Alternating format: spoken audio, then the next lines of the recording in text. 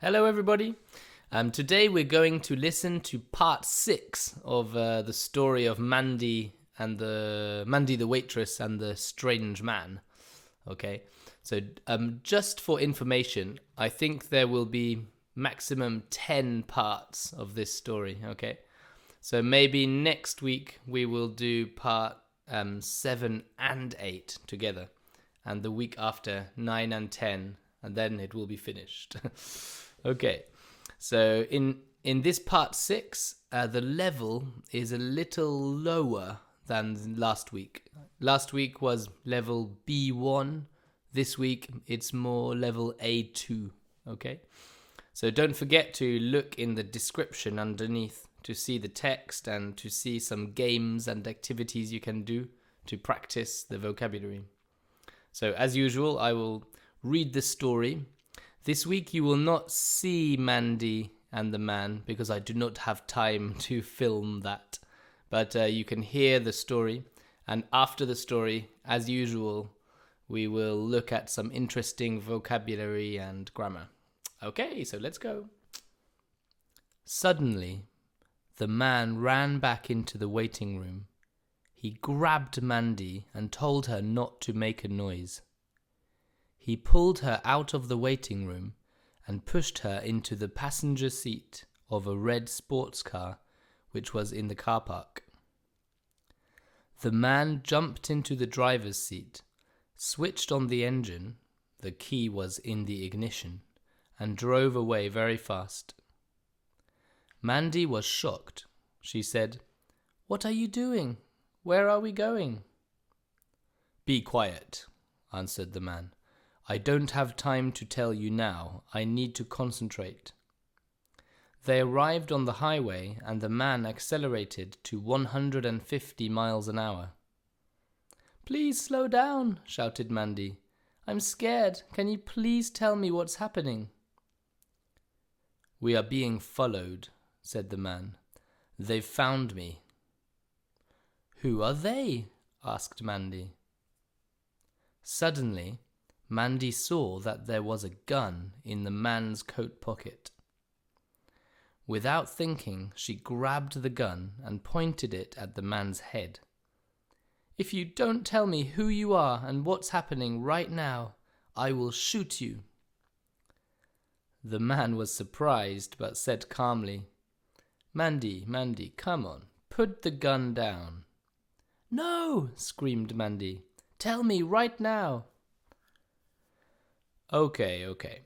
But if you tell anybody what I'm about to tell you, you will regret it." "I promise I won't tell anybody. I just need to know." "Okay, so how can I explain this? I work for the PAHO." "What's that?" asked Mandy. "It's the Pan American Health Organization, which is the American part of the WHO, the World Health Organization." "Okay, great. So why didn't you tell me that before? And why have you just stolen a car? And who's XX678, that person who called you at the garage?" "Whoa, slowly. One thing at a time. Let me explain. Basically, I have been working on the pandemic, and I have some very important information that I think the public should know." "Okay, so what's the problem?" asked Mandy. "The problem is that the WHO doesn't want the public to know this information. They realize that I know, and they want to stop me from telling anybody." Right, okay, let's have a look at some interesting words. There is the verb to grab. Grab, what is that? Like this, grab. Yeah, it's like choper in French. I think we saw this word in another part of the story. Okay, to grab. The verb to switch on. What is that? He switched on the engine. Yes, it is like allumer in French. Allumer la lumière, switch on. Parce qu'en fait, switch, c'est un interrupteur. And so switch on, éteindre, switch off. Yeah. Et vous savez, peut-être il y a une autre manière de dire ça. On peut dire turn on, turn off. Peut-être parce qu'il y a longtemps, pour allumer des choses électroniques, on avait tendance à tourner quelque chose pour l'allumer. Et maintenant, il y a plus switch. Switch on, switch off. Okay. Number 3 is the word highway. What is a highway? Highway. Yes, it's like Highway 66. Autoroute. But this is an American word, highway. In British English, we say motorway. Next, the verb to scream. What is this, to scream? It's like, ah! Yeah, hurler, scream. There is a film called Scream. Ok. Ah, le prochain truc, c'est I'm about to tell you. What is that? I'm about... la phrase complète, c'est okay, okay, but if you tell anybody what I'm about to tell you, you will regret it. Donc, si tu dis à qui que ce soit ce que je suis sur le point de te dire. Donc, c'est ça le about dans cette phrase-là. Donc, c'est bizarre parce que vous dites about, c'est à propos de, par exemple. This book, ce livre, parle de. This book is about. Mais about, ça peut vouloir dire aussi sur le point de, si on le met avant un verbe. I'm about to tell you something.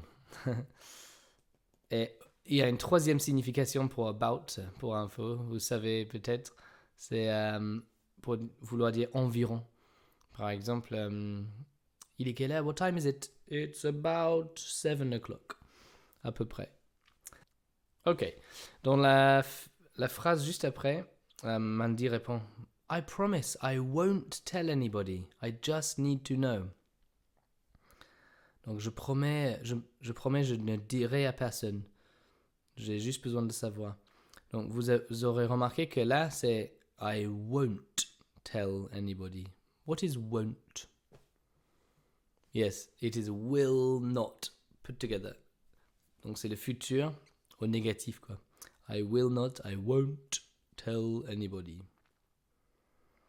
Et donc, et pourquoi on a mis will, enfin au négatif won't? Pourquoi will et pas going to pour le futur ici?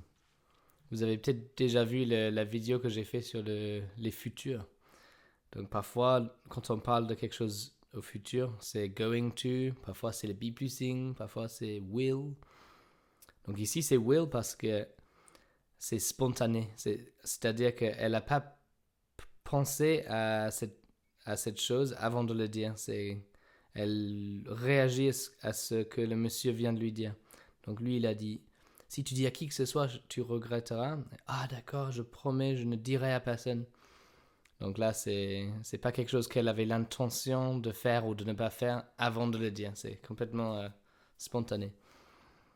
Ok, next. On a le mot basically au début d'une phrase. Basically, bla bla bla bla bla. Basically, c'est quoi ça? C'est comme basiquement, basically. Et c'est vraiment la traduction de en gros, bla bla bla bla bla. Basically. Ah bon. Ok, et la dernière chose, un truc assez simple, mais tout le monde ne le connaît pas. Le verbe should. C'est quoi should? Vous l'avez entendu plein de fois, mais qu'est-ce que ça veut dire should? Oh là. Ouais, c'est devrait. Donc c'est un verbe modal qui veut dire devrait. Donc, I think the public should know. Et juste rapidement, puisqu'on parle de verbes modaux, qu'est-ce que ça veut dire could? Ouais, donc could c'est pourrait, should, devrait. Et qu'est-ce que ça veut dire must? I must, blablabla. Ouais, donc ça c'est je dois, ok. Et puis would.